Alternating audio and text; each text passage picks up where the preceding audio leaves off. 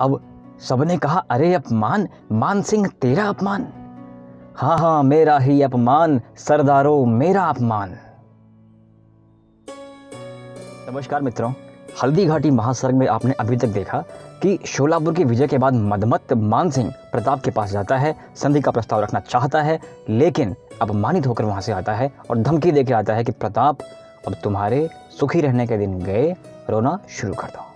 और इधर अकबर प्रसन्न है विजय से कि शोलापुर की विजय हो गई है, मेरा मान आ रहा है। अब मान सिंह के आने की तैयारी आप देखें, उत्सव हो रहा है। दिल्ली की सड़कें, दीवारें, महल के दरवाजे, कोने कोने जैसे प्रताप ने इंतजाम किया था वैसे इंतजाम यहाँ पे हो चुका है कि हर तरफ झंडे लहलहा रहे हैं, सैनिक अभिनंदन के लिए खड़े हैं, नर्तकियाँ खड़ी हैं, महिलाएं खड़ी हैं, दासियाँ खड़ी हैं, फूल वर्षा करी जाएगी, मान आएंगे अभी, मेरे मान आएंगे अभी, ये जयगान, ये गान सब कुछ चल रहा है कि सुनकर शोलापुर की हार एक लगा विशेष दरबार, आए दरबारी सरदार और पहनेगा अकबर जयमाल।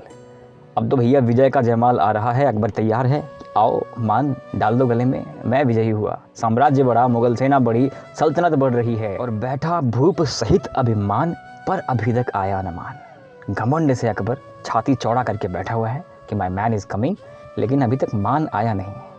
और सोच सोच करके दुख से कहता था सुल्तान कि कहाँ रह गया मान महान, कि मेरा मान कहाँ रह गया यार। और तब तक चिंतित आया मान, सभी ने उठ किया सम्मान। थोड़ा सा उठ कर सुल्तान बोला, आओ बैठो मान, और की अपनी छाती उत्तान, हवाई मुख पर मुस्कान। मान के आते ही एक स्माइल से आती है बादशाह के मुंह पे, किंतु मान मुख पर दे ध्यान, भय से बोल उठा सुल्तान कि विजय के बाद जहाँ तुम्हें खुश होना चाहिए, तुम्हारा मुंह देख के लग रहा है कि तुम दुखी हो। ये दुख क्या है मान?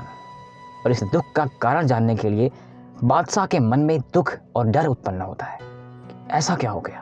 ऐ मेरे उर के अभिमान, शोलापुर के विजयी मान, है किस और बता दे ध्यान, क्यों तेरा मुखमंडल म्लान।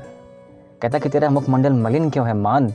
जीत करके आने के बाद तो मेरा मान है, उसके बाद तू इतना द्रवित क्यों लग रहा है, मलिन सा क्यों लग रहा है, बात क्या है?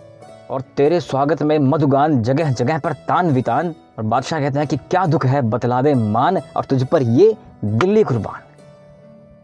बादशाह कह रहा है मान सिंह से कि मेरे मान, तू दुखी क्यों है यार, तू बता, आज जो कुछ कहेगा तेरे लिए दिल्ली कुर्बान कर दूंगा, दुख का कारण तू बता। अब अकबर के सुन प्रश्न उदार, देख सभासद जन के प्यार, लगी ढरकने बारंबार आंखों से आंसू की धार। आप इस सिचुएशन को समझिए कि अगर आप सताए हुए हो, दर्द में हो, तकलीफ में हो, कोई एक बार आपसे पूछ लेना कि हुआ क्या है, दिल से कोई पूछ ले तो आप रो तो पड़ते ही हो। वही स्थिति यहाँ पे है कि जब मान से लोगों ने पूछा कि बात क्या है, बादशाह ने इतने प्यार से पूछा बात क्या है, तो मान रोक ना सके, रो पड़ते हैं। और दुख के उठे विषम उद्गार, सोच सोच अपनी अपकार, और लगा सिसकने मान अपार, थर थर कांप उठा दरबार। एक बाहुबली उस टाइम का अकबर का दाहिना हाथ सिसक के रो पड़े तो सामान्य बात है क्या? कुछ होने वाला है, क्या होने वाला है? और घोर अवज्ञा का कर ध्यान, सिसक सिसक कर भोला मान, कि तेरे जीते जी सुल्तान, ऐसा हो मेरा अपमान। अब सबने कहा, अरे अपमान, मान सिंह तेरा अपमान।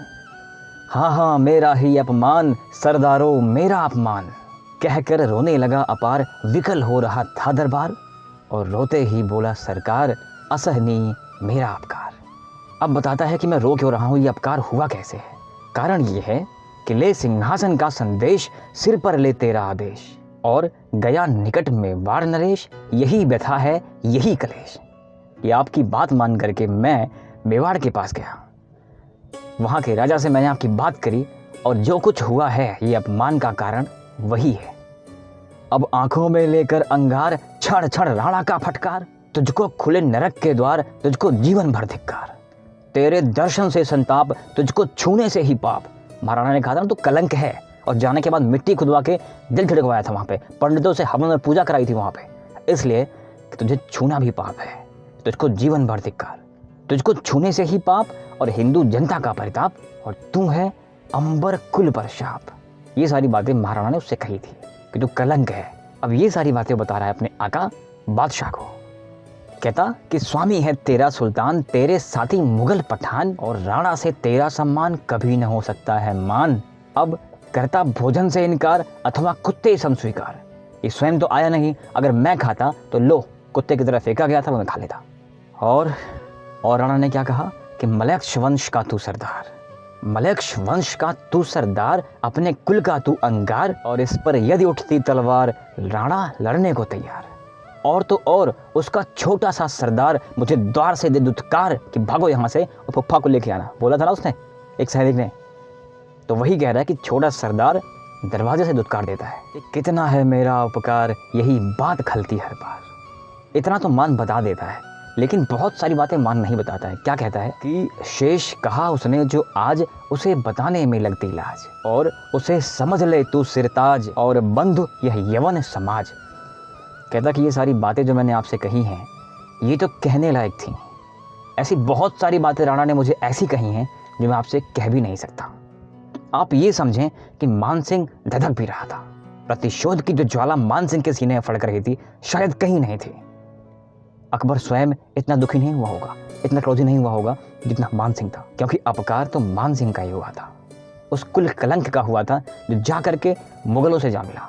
आपको एक बात बड़े अच्छे से पता है कि स्वयं के लिए जीना बहुत बड़ी बात नहीं है। कीड़े मकोड़े, even every creature in this world is living. कोई रो के जी रहा है, कोई गा के जी रहा है, कोई कुत्तों की तरह जी रहा है, लेकिन जिस मातृभूमि के लिए जीता है ना, जो मरने के लिए जीता है ना, जो मर करके जीता है ना, वो जीता है। और ऐसे लोग बड़े कम हैं। आज के टाइम पे जो हमारे सेनानी हैं वो क्या कर रहे हैं, कफन बांध लिया है, मातृभूमि की रक्षा के लिए निकल पड़े हैं। तो उनको याद करा जाएगा। जीवन भर अपना पेट पाला, बच्चे पैदा करे, बच्चों का पेट पाला, चलता रहेगा। ये चेन है, चलती रहेगी, सृष्टि है, चलती रहेगी। याद नहीं रखे जाओगे ऐसे।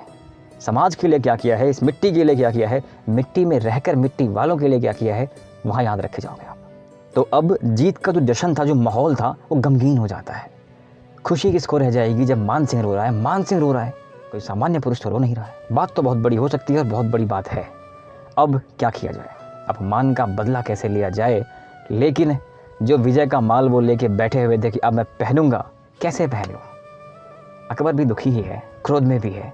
अब वर्णन के थे शब्द ज्वलंत और बढ़ने लगा ताप अनंत। अब एक सभा बैठी है। सभा क्या कह रही है कि सबने कहा यकायक हंत, अब मेवाड़ देश का अंत। एक शोर में, एक स्वर में सब बोल पड़ते हैं कि अब जो है चढ़ाई करनी है, मेवाड़ को मिट्टी में मिलाना है। उस क्षत्रिय का, उस राजपूत का अहंकार कुचल दे रहा है।